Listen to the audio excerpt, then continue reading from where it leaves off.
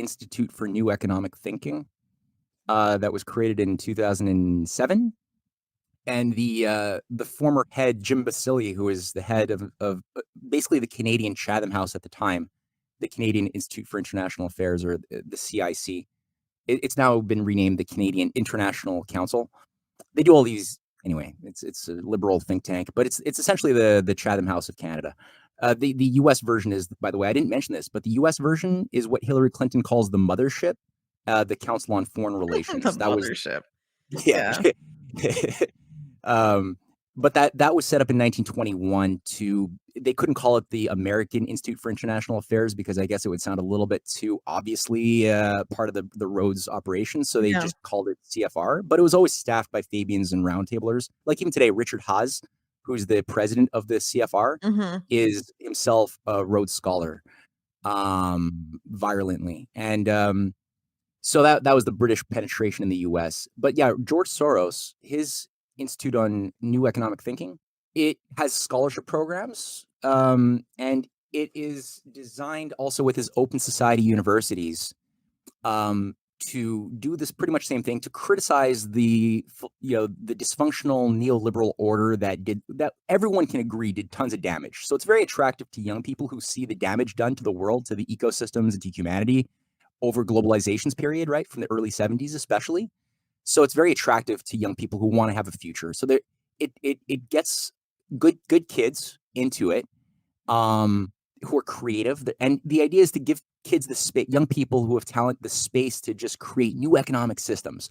But, and here's the trick, George Soros says the two inflexible rules that everyone has to adopt when they're creating whatever type of system they want to create, obviously it's going to have a predetermined outcome because of these two assumptions, is that individuals are fundamentally organized by irrationality.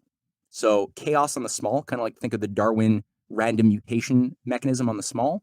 And on the large, he says the need for maximum stability and the belief in entropy as the macro system. So the law of entropy is essentially a theory that all systems, whether ecosystems or human body systems or the universe, even like galaxy, or like it's a pretty comprehensive theory.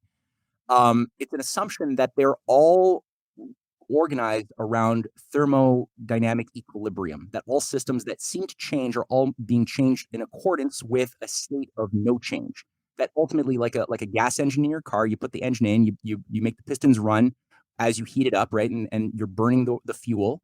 That fuel is always moving towards a point of no fuel. In the gas, that engine is not going to produce more fuel, no matter what you do. It won't redesign itself to burn fuel better. It's an engine.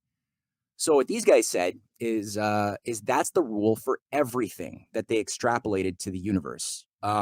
Even as far as justifying this assumed idea of a heat death that's going to happen supposedly at some point, a few billion years or trillion, I don't know, hundreds of billions of years in the future.